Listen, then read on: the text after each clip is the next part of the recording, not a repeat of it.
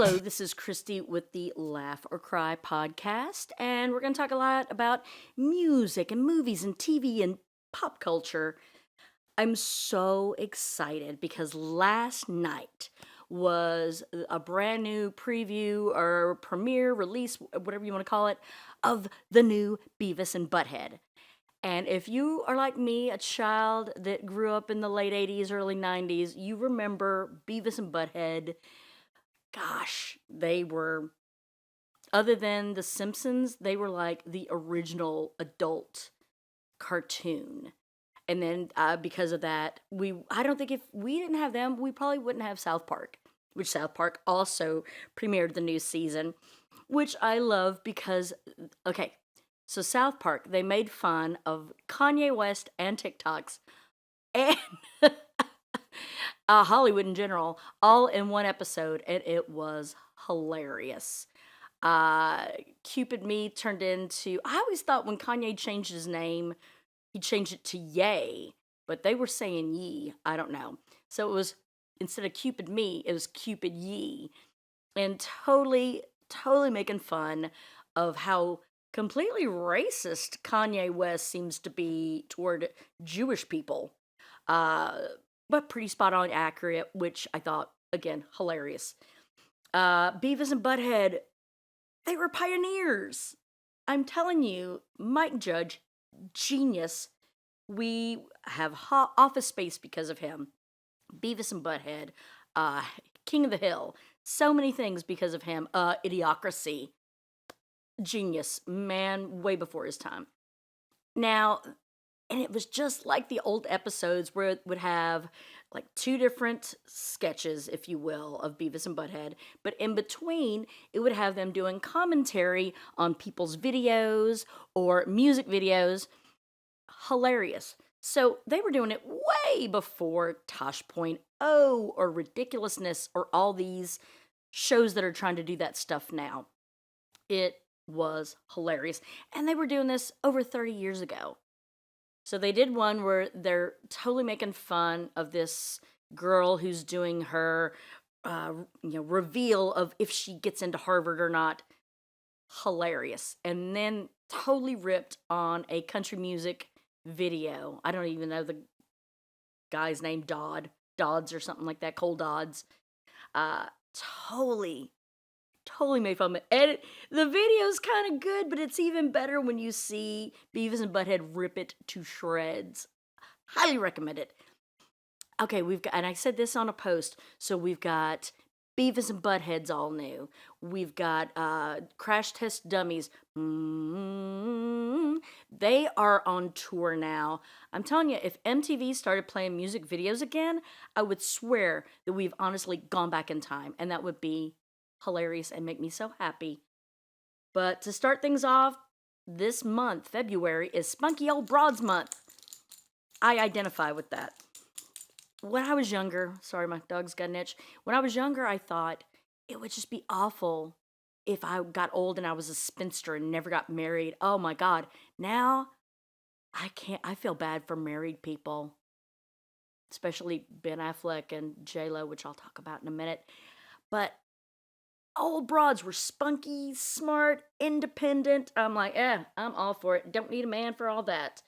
And it is Black History Month, which we'll talk about in a minute. American Heart Month, which very important.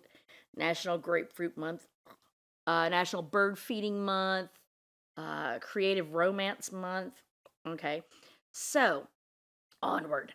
We're going to talk briefly about the Super Bowl. I mean, so Rihanna's doing like the halftime show. I could not tell you one song that she does. And she's popular. She's popular. I get it, but oh no, I guess the Umbrella song, I have heard it.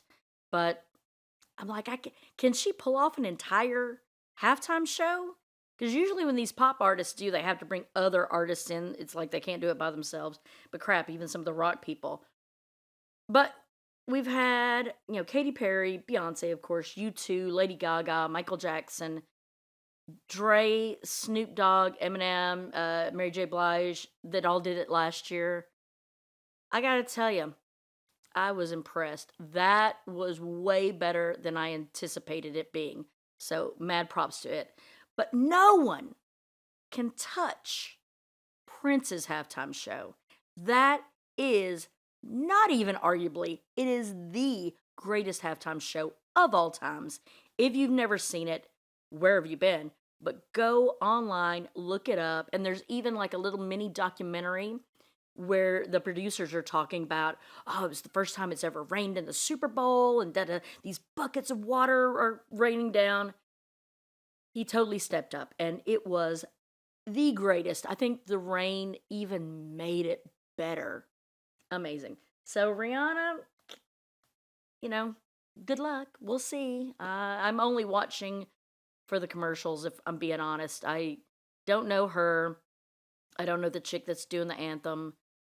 I don't care about either of the teams, so I'm watching strictly 100% for the commercials. But on this year in 1964, the Beatles played The Ed Sullivan Show. In 1971, it says, probably the first gay themed TV episode, All in the Family. And I bet I know which one it was. It was one, oh, what was her name? Beverly. It was Edith's friend. Actually, the episode was Archie was driving a cab, and this person like fainted or something, and he gave this woman mouth to mouth resuscitation, brought her back, got on the news. Come to find out, it was a drag queen, and that just horrified Archie. But an amazing episode. And then Beverly also was in at least one more episode, and it was like a really sad one. And it's where Beverly ends up getting killed from a hate crime. I'm telling you, sitcoms from the 70s were hilarious. But man, they all had such powerful messages. It's Good Times, Jeffersons. I mean, they were amazing. I guess more All in the Family and Good Times than Sanford and Son and Jeffersons, I suppose. But again, amazing. Sitcoms are just not as good as they were back then. I'll just say it. But Beverly, I can't remember the last name, but it was a great episode. So Rihanna, all right. There are just certain things you shouldn't do. It's, like I said, it's Black History Month. And there's just certain things you shouldn't do. And one of them is be a white person and say the N word. How many times do you have to be told that? How many times?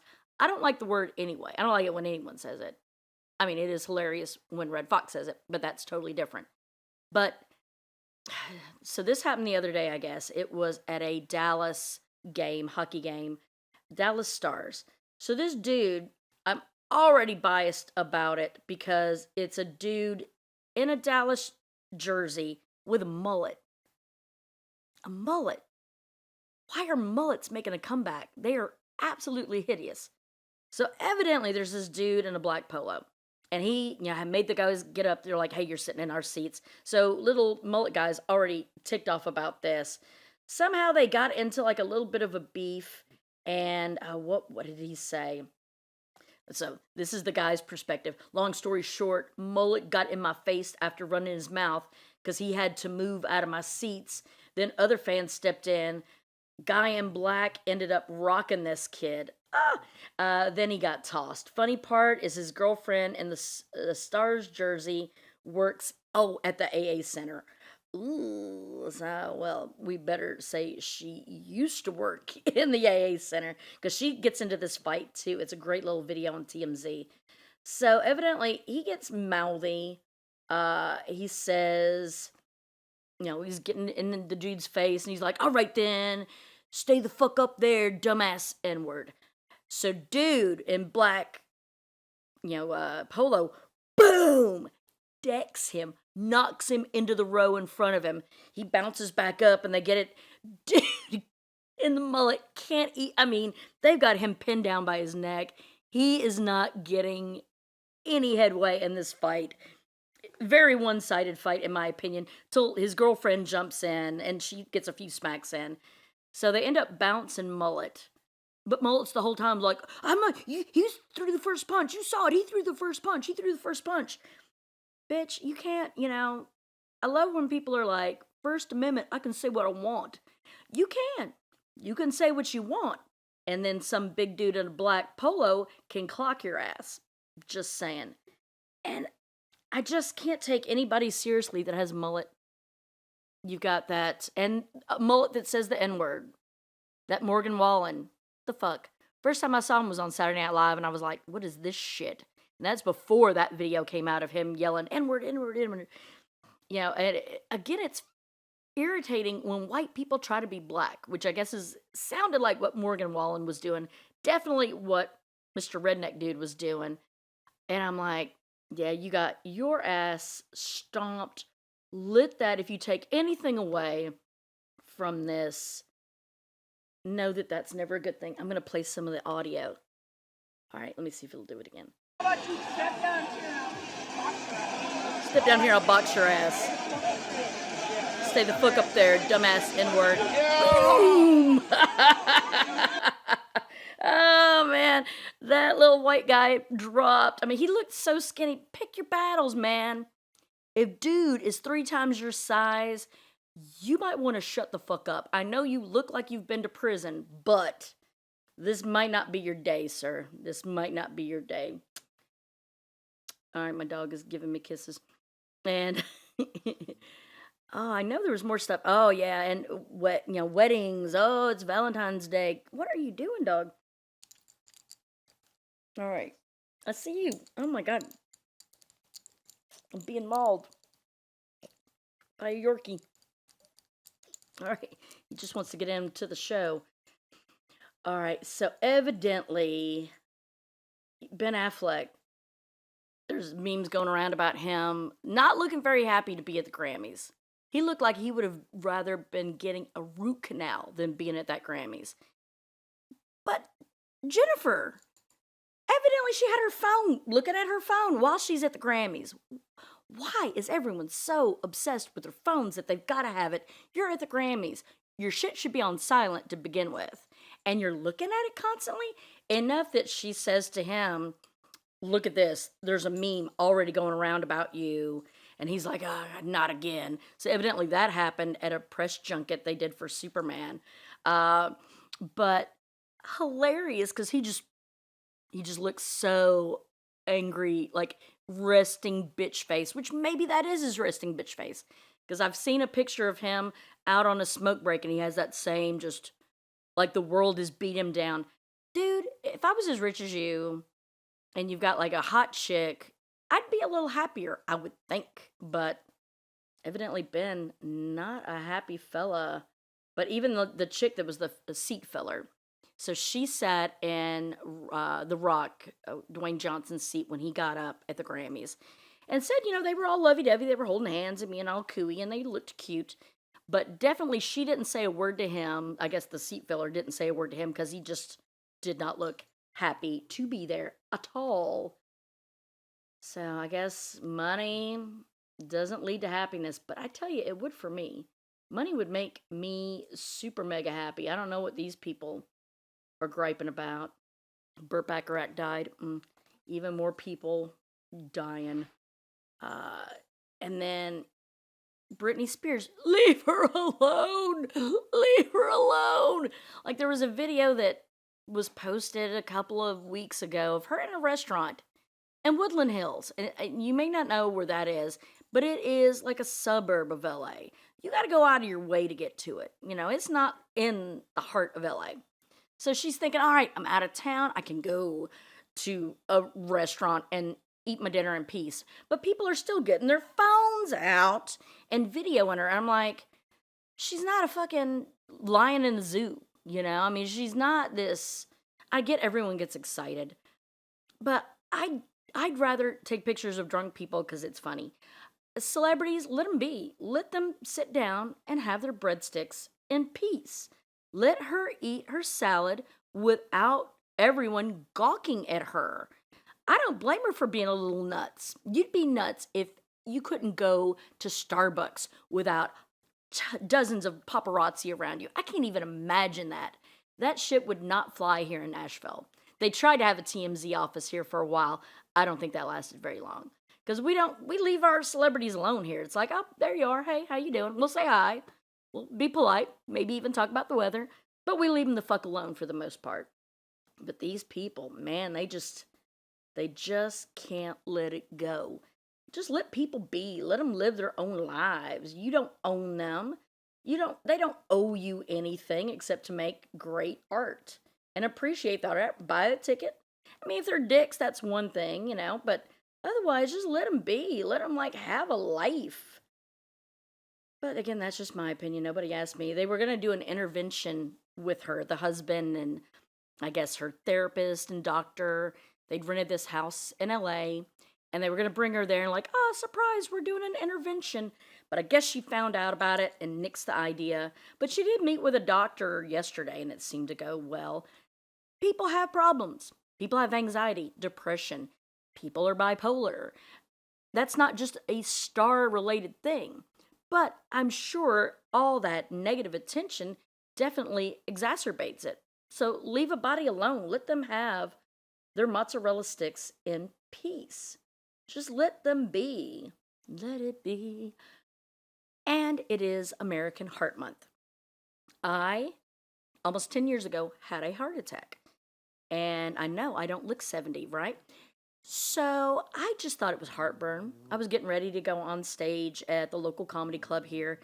And I thought it was bronchitis. It was that real, elephant on the chest feeling.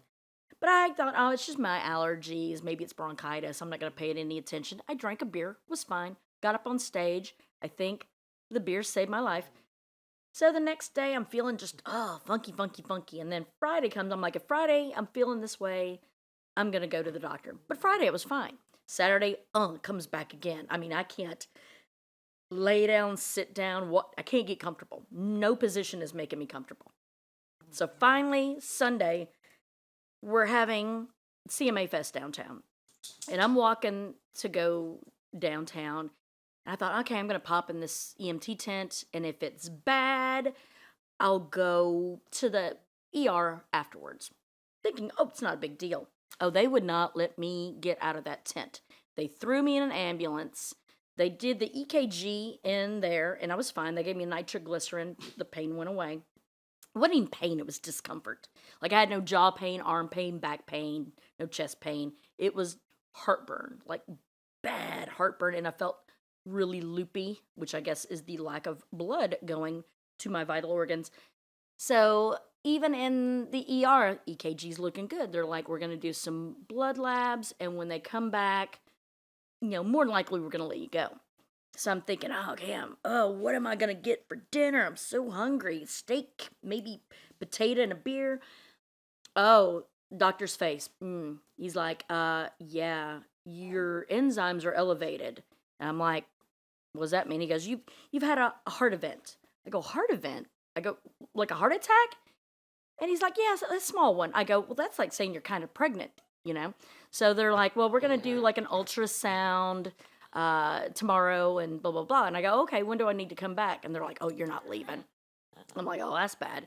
So they're doing the ultrasound the next day, and it's just me and the tech, and he's rolling it over my chest. And I go, I think I see the head. Now, if you've ever been pregnant, that was hilarious. No reaction from him. So I'm like, okay, this must be bad.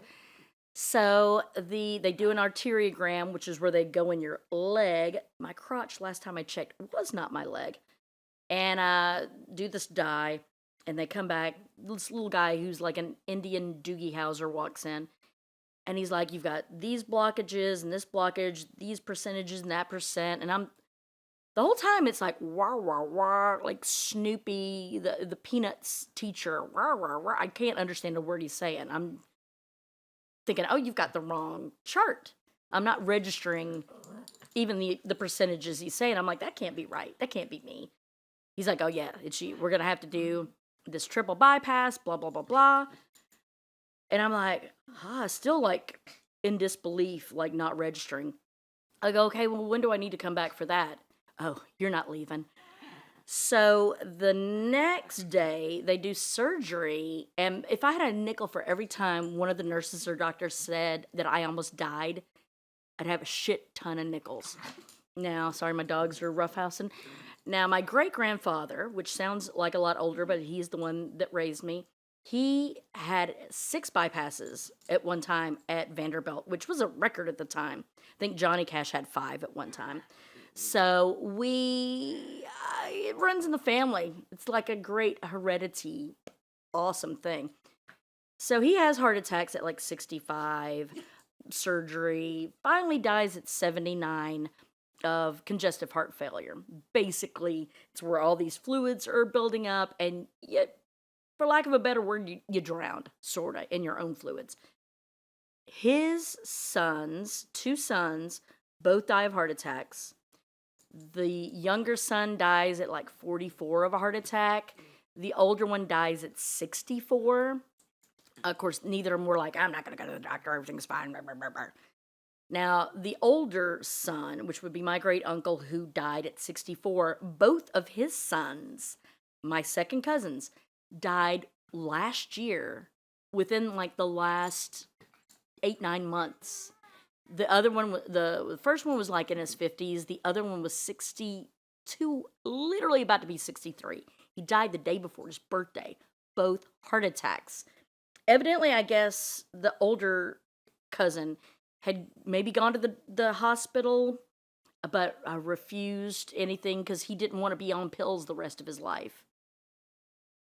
Okay, that is stupid. People in my family are idiots. I had a great aunt, which would have been my great-grandfather's oldest daughter. She had a clogged artery in her neck. Refused. I don't want to get cut on. She ends up basically going into dementia because she was not getting blood to her brain. So we've got the one great aunt that didn't want to get cut on, and then the one second cousin that's, I don't want to be on pills forever. Dude, death? What? Living? I think I'll take those pills and that cut. Thank you very much. I believe I will. What I'm trying to say is, life is fleeting. You could die at any time. Anytime. Like Burt Bacharach, granted, 90s, dead. So many people, like, who would have thought Taylor Hawkins at 50 would drop dead? He was in great physical shape, but his heart, he had an enlarged heart. It was like twice the size it should be. And people are like, oh, well, drugs. Yeah, he did drugs 20 years ago. As far as we know, he'd been pretty much drug-free. I know there was all these things in his system, but a lot that was his system is what I have in my system. So you're not selling me on that. Heart is something you should not take for granted at all.